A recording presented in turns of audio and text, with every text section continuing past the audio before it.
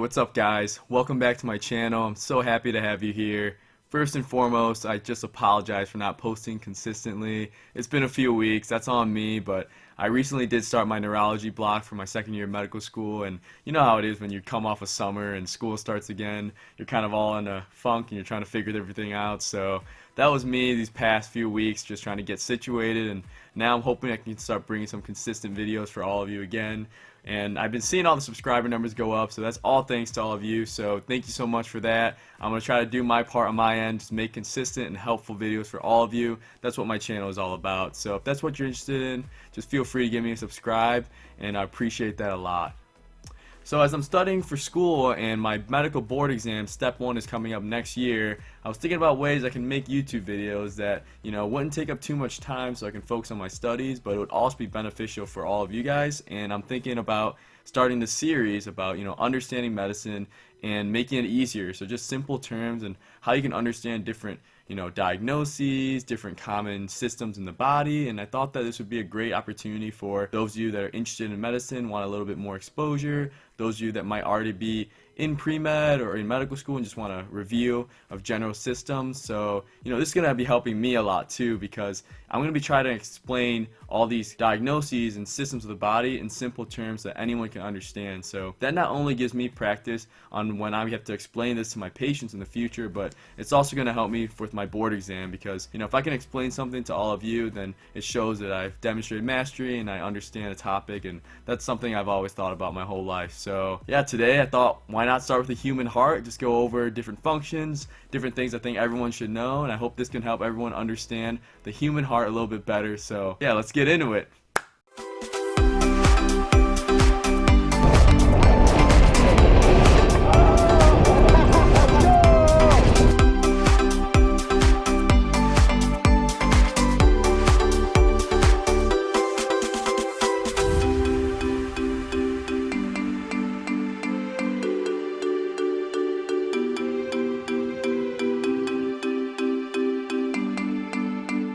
So to understand the human heart, I think we really got to start with the general anatomy and going through how blood flows through your body. So the heart is part of something called the cardiovascular system, but it's also called the circulatory system because it's really just a closed loop. So blood flows out of the heart through your body and then it comes back into your heart. And so now I'm going to show you a schematic of that and show you the different chambers of the heart, where the blood flow goes through, and I promise you it's going to be really simple. It won't be complex, and I hope that will be simple for all of you. Alright everyone, so here's my schematic of the human heart. Cut me some slack, I'm in medical school, not art school, so I know it's not the cleanest of work, but it'll hopefully achieve what we're trying to do here. So, first and foremost, it's not an actual heart. I hope you all know this is not what the human heart looks like, but I kind of made it like one of those hearts you'll see on Valentine's Day. But the heart does have 4 chambers, as you can see here, and those chambers are your right atrium, your left atrium, right ventricle, and your left ventricle. So pretty much what's going to happen is your blood flow will all go back into your right atrium. Remember, it's a closed loop. So we're going to start with where the blood comes in from.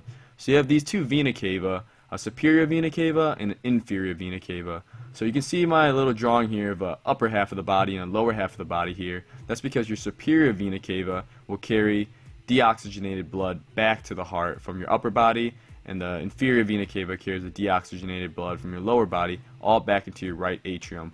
So you can see here all the blue stuff is deoxygenated and all the red stuff here is oxygenated. And we're going to talk about oxygen a little bit more as I talk about blood flow. So if you don't know what I mean by that, trust me, I'll explain it. So as blood flows in from the superior vena cava and the inferior vena cava into the right atrium, it passes through a valve called the tricuspid valve, which is between the right atrium and the right ventricle and goes into your right ventricle. From the right ventricle, the deoxygenated blood, which is still blue, you can see by the arrows, now goes through something called the pulmonary artery, and that goes to your lungs. So you can see here I drew a trachea and some bronchi in your lungs here. So again, not a great drawing, but you can get the general idea. The blood flow that's deoxygenated now goes into your lungs, and of course you breathe oxygen into your lungs. So oxygen here will be O2, and as oxygen goes into your lungs, the blood flows through the pulmonary arteries, and now the blood gets all the oxygen, and oxygen travels in your blood bound to something called hemoglobin. Oxygen will now go into the blood, and the oxygenated blood that is now red goes in by the pulmonary vein into your left atrium. Now once the oxygenated blood is in the left atrium, it passes through another valve. This is called the mitral valve or the bicuspid valve. If you recall, the one over here was the tricuspid valve. So from the left atrium, you enter your left ventricle, and from the left ventricle, you finally enter the aorta, one of the largest arteries in the body. Now the aorta will pump oxygenated blood, oxygen-bound hemoglobin, all throughout the human body, and that's why you see the schematic of a human right here, and he's going to be happy because he has all of his oxygen. And so this is the general flow of the heart. And once the oxygen goes to all the different organs and tissues in the body, tissues and organs will take the oxygen, and then that's why it becomes deoxygenated, and it will drain back via the superior vena cava or the inferior vena cava. So remember that oxygen is so important. Like, your body needs oxygen. All of your tissues and your organs require oxygen to function properly. And so you'll see after we talk about the pathologies that occur in the cardiovascular system, a lot of it has to do with when organs and tissues don't get enough oxygen, or they're not getting oxygenated, so they stop functioning properly. But this is how ideally your heart would work. The aorta pumps out all the oxygenated blood to all the different parts of your body, and your tissues will take the oxygen, and when the blood goes back to the heart, it's deoxygenated because the oxygen went to your tissues and your organs, and it'll go all back into the right atrium, right ventricle, into the pulmonary artery in the lungs, where it'll get the oxygen and then return via the pulmonary vein to the left atrium, the left ventricle, and then again back throughout your body. So every time your heart beats, that's what's going on. Okay, so now that all of you are experts on the human heart and how blood flows through the body, let's talk about some diseases that occur when you don't get enough oxygen flow.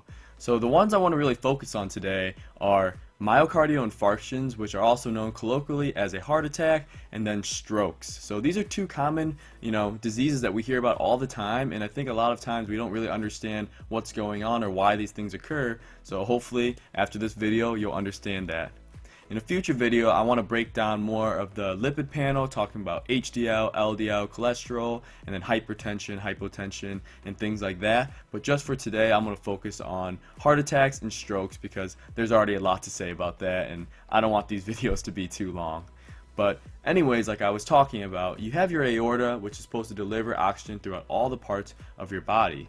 Well, in fact, inside your heart, you actually have cardiac arteries too, these little arteries that also supply oxygen to your heart, because your heart also needs oxygen. Like I said before, all your organs in your body require oxygen in order to function properly, and when you're getting not enough oxygen to those organs, you get something called hypoxia, which is just a fancy term for decreased oxygen. And another word you can use for that is also called ischemia, which just means, again, not getting enough oxygen to these organs.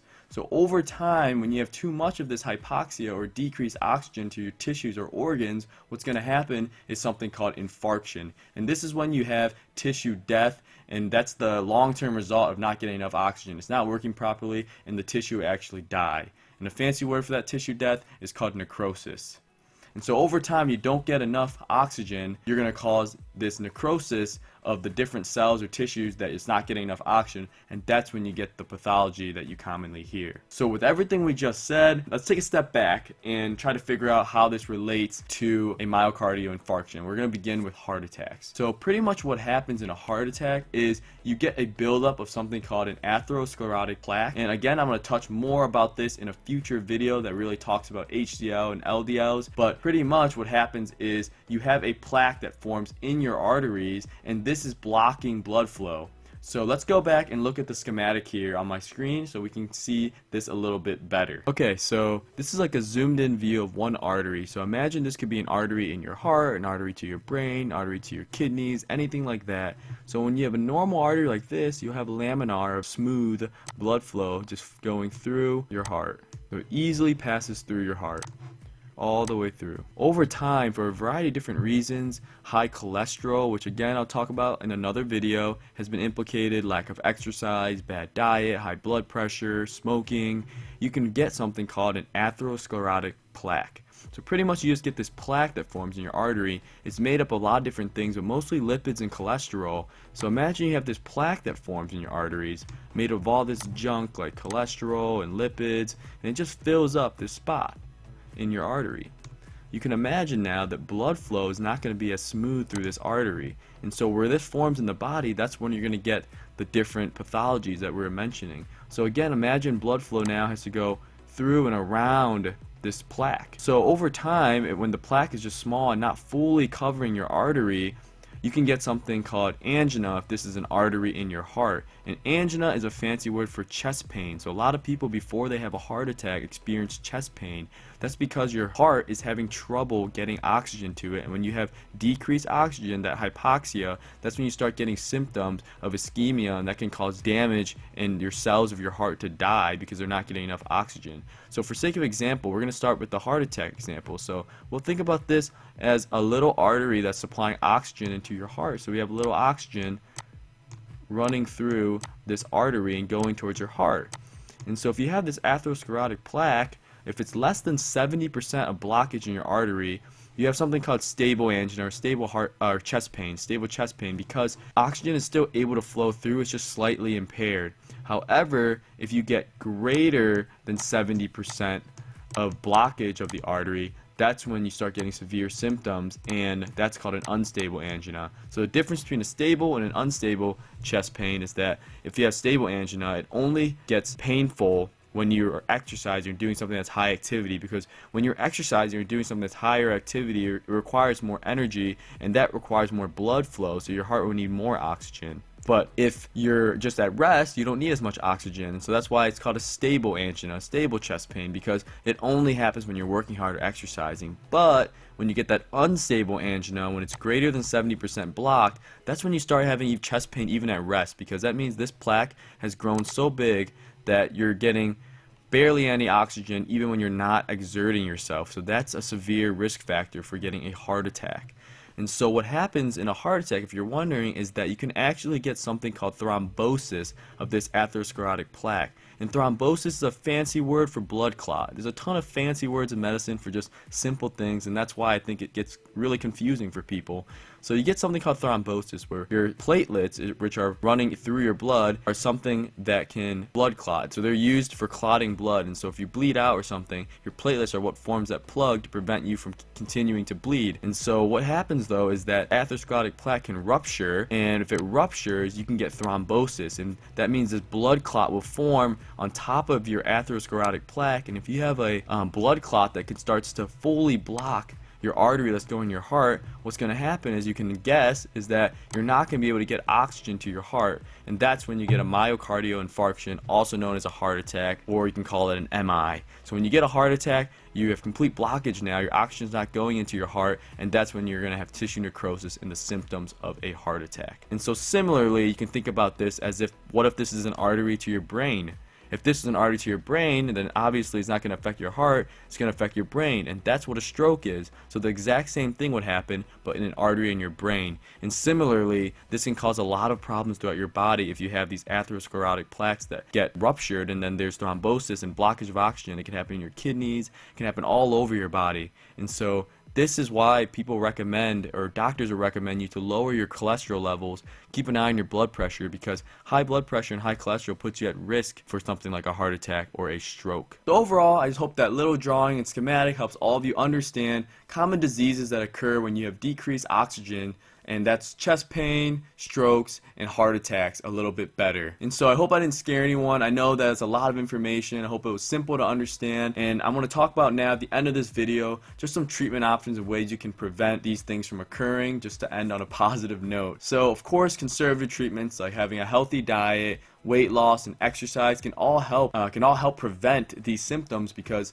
if you exercise, it's been shown to decrease cholesterol levels, maintain healthy blood flow. And so if you have blood flowing easily through your body and not having those atherosclerotic plaques, then of course you're not going to face these heart attacks, strokes, and chest pain as easily. There's of course genetic components too. We're not going to get into all of that, but all of these things that I just mentioned, like a healthy diet and exercise, that always help you maintain and improve your functioning of your heart and blood flow throughout your body. Now of course there's also medical treatment as well, and so I'm just going to talk about each of those a little bit briefly. So with a stroke, what's commonly administered is something called TPA, which is tissue plasminogen activator. Basically what this is, it's just like a blood clot breaker. It just breaks down blood clots really fast, and that's because if you have a stroke, you're preventing blood flow to the brain. And if you prevent blood flow to the brain for more than 5 minutes, you can get irreversible damage, because the brain is very important, as you know, very sensitive, and so a lack of oxygen to the brain is very serious. So you want to give this TPA and break down that clot right away if you can. For the conservative treatment, treatment for that. You can give things like aspirin. Aspirin pretty much just breaks down and stops platelets from coming together, so you won't have that blood clot that forms on top of the plaque. You can also give anticoagulation therapy like warfarin that also prevents the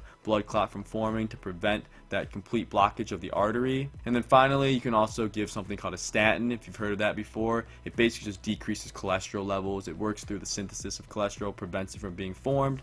So if you have less cholesterol, you have less chances of forming those atherosclerotic plaques in the first place. And so those are both preventative treatments that work for both strokes and chest pain, and also for heart attacks. So again, overall, I hope that this video helps all of you understand how the human heart works, how blood flows through the heart, supplies the body with oxygen, and then why certain common pathologies occur when there's not enough oxygen flow to those tissues. And again, let me know in the comments if this video was helpful. Give it a thumbs up if it was helpful for you. And if you want to see more videos like this, please let me know below. If you have suggestions for what you want to hear about, want to learn more about diabetes or different things like that, feel free to drop it in the comments. I'll be happy to make these videos. It's going to help me study too. I hope it helps all of you on your journey, or if it's just entertaining for you, that works too. But I'll see you all next time. Thanks for tuning in, and have a great day.